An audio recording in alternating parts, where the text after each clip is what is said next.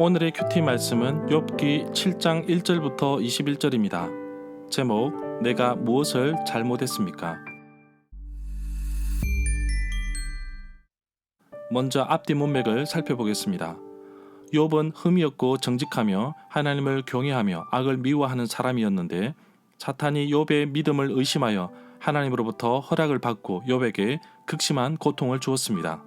욥은 고통스러운 자신의 삶을 비관하며 탄식하는데 이를 본 친구 엘리바스가 변론을 합니다.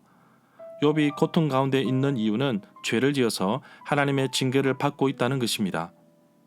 엘리바스는 자신의 온갖 경험과 환상을 통해 욥에게 설득하려고 하지만 욥은 자신이 받는 극심한 고통으로 인해 슬프고 탄식할 뿐이라고 하소연합니다. 친구들이 찾아와서 고통을 나누거나 격려하기는커녕 동정하지 않는 친구들의 모습에 섭섭해합니다. 욥은 자신이 처한 상황을 종이나 일꾼에 비유하면서 그들보다 못한 인생을 살고 있다고 합니다. 극심한 고통 중에 있는 욥은 살아날 소망조차 없다고 고백합니다. 너무나도 괴롭기에 차라리 죽는 것이 더 낫다고 말합니다. 욥은 자신이 무엇을 잘못했기에 이렇게 괴롭히십니까? 라는 마음으로 하나님께 자신의 마음을 내놓습니다. 사람이 무엇이기에 한숨 호흡밖에 되지 않는 자신을 이제는 그냥 내버려 달라고 합니다. 문단을 나눠보겠습니다. 1절부터 6절은 살아날 소망이 없어 한탄하다. 7절부터 21절은 한숨 호흡도 되지 않는 인생이 오니 그냥 내버려 두소서. 1절에 보면 이 세상에 사는 인생에게 출생 자체가 힘든 인생 여정의 시작이며 힘든 노동을 해야 합니다. 그러나 누구와 함께 있느냐에 따라 우리의 인생이 즐겁기도 하고 힘들기도 합니다. 우리를 지으신 하나님과 함께 있을 때 우리는 그 즐거움, 창조하신 이유를 누릴 수 있습니다.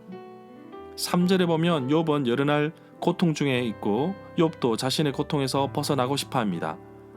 고통을 좋아하는 사람은 없을 것입니다.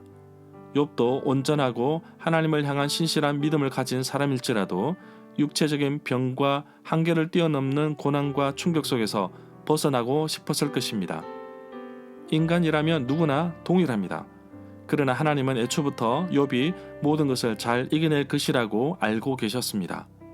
이런 사실은 하나님께서 사탄에게 말한 부분에서 찾을 수 있을 것입니다. 하나님은 내가 당하는 고통과 고난 속에서도 나를 끝까지 지켜보고 계십니다. 하나님께서 나를 언제나 지켜주시고 나의 앞길을 인도해 주십니다. 문제는 내가 하나님을 얼마나 끝까지 신뢰하느냐에 달려 있습니다. 4절에 보면 고통의 연속으로 인해 욥은 깊은 숙면도 취할 수 없다는 것을 볼 수 있습니다. 자리에 누울 때면 밤이 왜 그리 긴지 언제 일어나야 할지 생각이 깊다네. 새벽이 되면 이리저리 뒤척인다며 자신의 고난을 이야기하고 있습니다. 저의 딸이 어릴 때 아토피가 있었습니다. 어떤 분이 아이가 옆방에서 긁는 소리도 듣는다고 말할 정도로 정말 민감하였습니다. 욥의 피부병도 얼마나 고통스러운지 짓무르는 상처에 재를 뿌리고 가려워서 질그릇 조각을 가지고 긁을 정도였습니다. 우리는 욥의 고난과 아픔을 글로 접하지만 실제로 눈으로 본다면 욥의 친구들도 아무런 말도 못하였듯이 우리 역시 욥에게 어떠한 말을 하더라도 도움이 되지 않을 것입니다. 욥의 고난은 우리의 생각을 뛰어넘습니다. 그런 가운데서도 욥은 하나님에 대한 자신의 믿음을 지키는 것을 볼 수 있었습니다.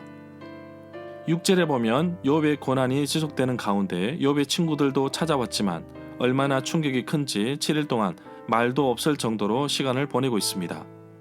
그렇다고 문제가 해결되는 것은 아닙니다. 문제의 해결책을 찾으려면 문제의 출발점으로 가야 합니다. 문제의 출발은 하나님으로부터 시작됩니다. 그러므로 욥의 고난과 고통의 마지막은 하나님께 달려있다는 것을 볼 수 있습니다. 그렇기에 욥은 끝까지 하나님을 신뢰하는 것을 볼 수 있습니다. 12절에 보면 욥은 자신이 무슨 바다의 괴물이라도 되는지 묻습니다. 왜 자신을 이렇게 고통스럽게 괴롭히시는지 묻고 있습니다. 왜 주께서 욥을 버리지 아니하시고 지키시는 것인지 묻고 있습니다. 하나님은 절대로 하나님의 자녀들을 버리시지 않으십니다. 하나님은 우리를 떠나지 않으십니다. 우리가 하나님을 떠나는 것이 문제인 것입니다. 16절에 보면 극심한 고통으로 사는 것도 싫습니다. 영원히 살지도 않을 것인데 내 삶이 한숨밖에 되지 않는 생명이오니 내버려 두소서. 자신의 목숨을 싫어하고 놓아달라고 애원하고 있습니다. 욥도 그랬고 이사야도 그렇게 했습니다. 극심한 고통으로 인해 얼마나 힘들었을까요? 그러나 하나님이 주신 생명을 함부로 끊어서는 안 됩니다. 우리의 생명의 주인은 하나님이시기 때문입니다. 19절에 보면 주께서 욥을 눈동자같이 침을 삼키는 짧은 순간에도 놓치지 않고 지키고 계십니다. 하나님은 절대로 우리를 내버려 두지 않으십니다. 하나님을 찾고 갈급하는 심령에게 찾아와 주시고 해결해 주십니다. 20절에 보면 욥은 사실 죄를 지어서 고통을 받는 것이 아닙니다.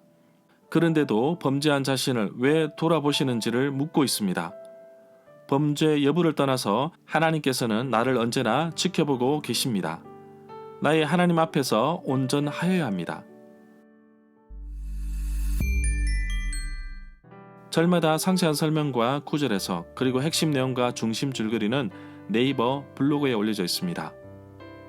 내게 주시는 교훈입니다. 하늘이 무너져도 솟아날 구멍이 있다는 속담이 있지만 극심한 고통의 연속인 욥의 삶에서 살아날 어떠한 소망도 없음을 말하고 있습니다. 누구나 절망에 빠지면 아무런 소망이 없다고 말하지만 우리의 진정한 소망은 하나님께 있음을 다시 한 번 더 보게 됩니다.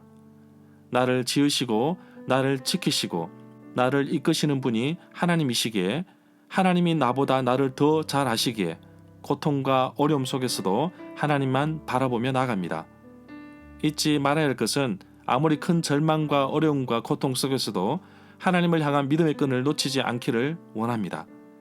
나의 진정한 소망이 하나님께 있음을 잊지 않겠습니다. 연속적인 고통 속에 있는 욥에게 친구들이 찾아와도 도움이 되지 않았습니다. 욥은 차라리 그만 괴롭히고 잠이라도 자면 고통을 잊을까 생각하지만 이러한 몰골로 살아가는 자신의 모습을 보며 그냥 내버려 달라고 말합니다. 욥은 아침마다 살피시고 순간마다 시험하시고 눈을 떼지 않으시고 침을 삼킬 틈마저 주지 않으신다고 하였는데 하나님은 언제나 나를 눈동자같이 지켜주십니다. 그렇기 때문에 지금 어려움에 있으나 곧 하나님께서 회복시켜 주실 것을 믿음의 눈으로 바라보며 하나님의 때를 기다립니다.